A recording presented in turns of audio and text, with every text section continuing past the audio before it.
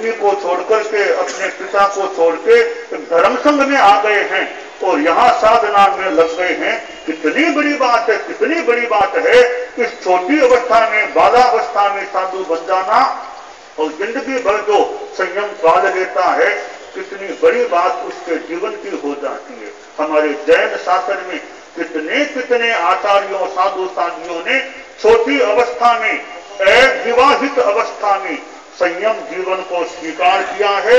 उन्होंने अहिंसा की साधना की है, संयम की साधना की है और तपस्या की साधना की है। भगवान महावीर के संदेश को जियो और जीने दो के रूप में भी कहा जाता है। और मैं जहां तक चिंतन करता हूं, जियो और जीने दो तो मुझे एक सामान्य उक्ति लगती है, सामान्य बात है। जी लो जीने दो, अर्थात स्वयं जीवन जियो, दूसरों के जीने में बाधा पैदा मत करो। यह एक सामान्य उक्ति तो ठीक है, पर उससे भी आगे की बात मुझे यूं लगती है कि संयम जीवन जियो, दूसरों को भी संयम की प्रेरणा दो। खुद जागो, दूसरों को जगाओ, खुद उठो, दूसरों को उठाओ। यह बात मुझे, जहां तक मेरा चिंतन है, मुझे जियो और जीने दो से भी अगर दार्शनिक दृष्टि से विचार करूं तो ज्यादा अच्छी लगती है कि संयम जीवन जियो और संयम जीवन, दूसरों को भी संयम की प्रेरणा। हालांकि किसी को मारना तो पाप है ही है, मारना तो चाहिए ही नहीं, पर केवल न मारना अच्छी बात तो है ही है।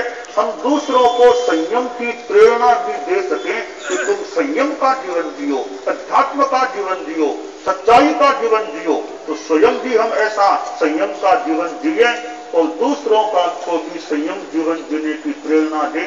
यह अपने आप में भगवान महावीर या जैन आगमों की बात को और ज्यादा आगे बढ़ाने वाली बात हो सकती है। आज मुझे अच्छा लग रहा है, हम केवल तेरा पंथ के ही हमारे साधु साधियां नहीं हैं, स्थानकवासी संप्रदाय से भी इतनी साधियां उपस्थित हुई है। और मैं तो साधियों को साधुवाद दूंगा कि इनकी जो प्रमोद भावना की अभिव्यक्ति मैंने देखी, मुझे थोड़ा तो यूं लगा कि जैसे मेरी शिष्याएं मुझे वंदना करती है, वैसे इन साथियों ने वंदना की है। मैं तो आप